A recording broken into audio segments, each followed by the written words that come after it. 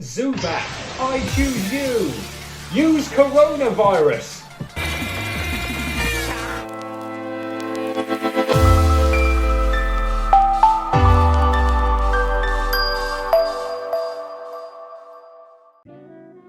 In the realms of academic science, you might often hear the phrase publish or perish, and in a lot of cases that is somewhat true.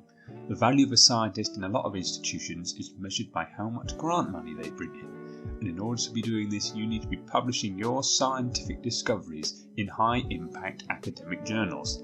You might even heard of some of these: Science, Cell, Nature, The Lancet, the New England Journal of Medicine.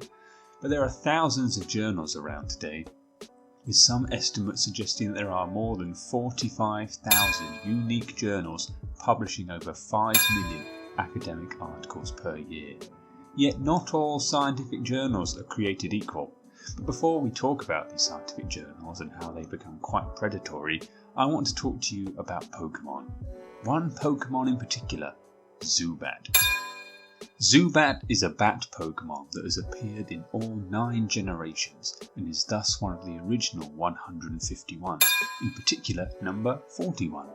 It's a dual-type poison flying Pokemon and is the starting form of the Pokemon Crobat, with Golbat being that middle evolution, with all 3 having the unique combination of power types. Unlike its evolved forms, Zubat is primarily blind due to the fact it doesn't have any eyes, and in fact we can look at the entries in the Pokédexes from across the series to suggest how this came about. For example, in Pokemon Legends Arceus, the earliest game in the timeline due to some time travel shenanigans, the Pokédex states that the eyes of a Zubat atrophied over time due to them living in dark environments and thus a lack of use.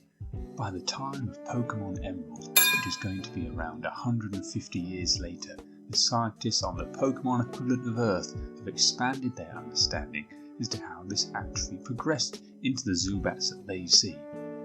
As the eyes atrophied due to their lack of use, the eyelids sealed up so there was no evidence of eyes being there at all. And it's therefore unsurprising that the Pokédex of Ultra Sun informs us that there's no eyeballs behind the skin.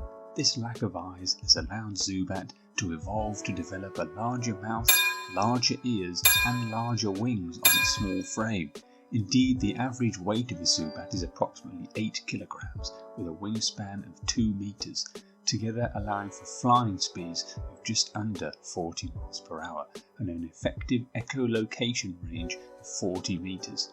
This speed, agility and incredible echolocation permits a single Zubat to prey on bug Pokemon are far more well defended or several times the size of this bat-like Pokemon, diving from above to rip the wings off Beedrills and Butterfrees, consuming their remains of the now immobile prey.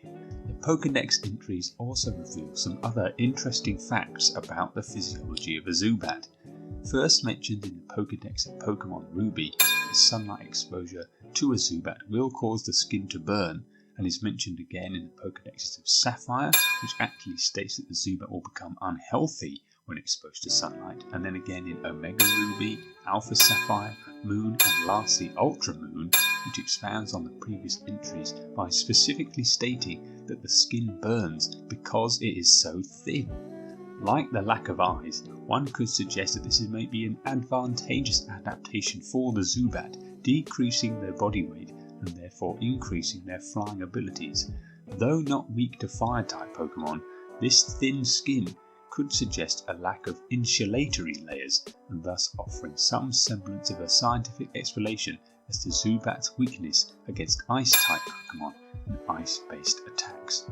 When it comes to the show, from my research at least, there aren't any particularly famous Zubat, but please feel free to correct me in the comments below if I'm wrong.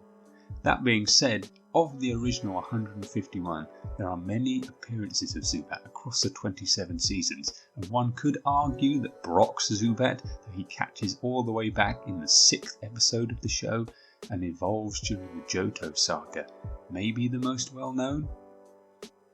But this video started talking about the sometimes murky world of scientific publishing.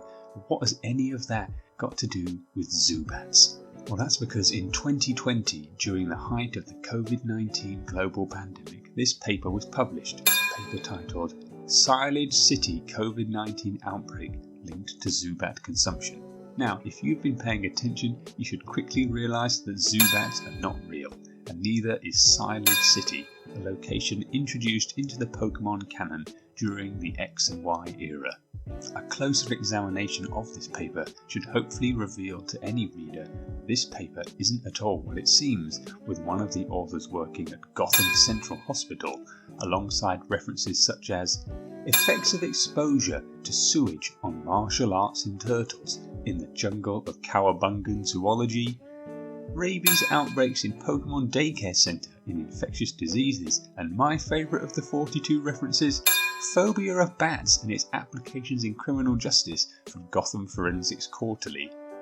Even if after all this you maybe thought there might be a chance that there's a piece of real science, the sentence within the body of the text, epidemiologists believe it's highly likely that a journal publishing this paper does not practice peer review and must therefore be predatory, should ultimately be the nail in the coffin on such thoughts. But this wasn't all one big joke by the author, Dr. Matan Shalomi, now an associate professor of entomology at National Taiwan University. This article was an indictment on predatory publishing practices from less than reputable journals who masquerade as such. The American Journal of Biomedical Science and Research is one such journal, and they are in fact the inspiration behind this video, as I received 2 emails from them offering to publish my article, which is currently a preprint in Access Microbiology. And you can feel free to go and read that if you want to, and you can find it down in the pinned comment below. Dr. Shalomi, under the pseudonym Dr. Matan Shlomi, has published a number of Pokemon-themed articles to predatory and educational journals alike, and in doing so is trying to fight back against these journals and the fake news that they represent. He said to the scientist, "The cruel irony is that pseudoscience and conspiracy theory blogs are using my papers as an example as to why science should not be trusted, despite the fact that in it I explicitly call out anti-vaxxers and other anti-science people. This is the world we live in. Good science gets ignored, garbage science gets published, and nonsense gets promoted on the blogosphere by those saying don't trust scientists."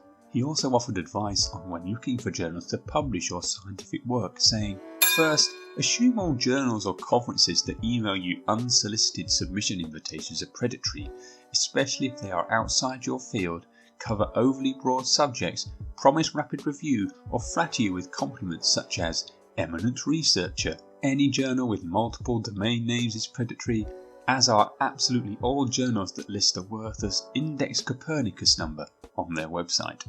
Alongside taking his advice, you can check the Beals list and other compiled lists of journals that are thought to be predatory. One website I looked at reported a total of 2,780 predatory journals in 2025, and sadly, as academic pressures continue to mount, I've got a feeling that this number will only continue to rise. Thank you for watching, read my preprint if you're interested, and don't forget to like and subscribe.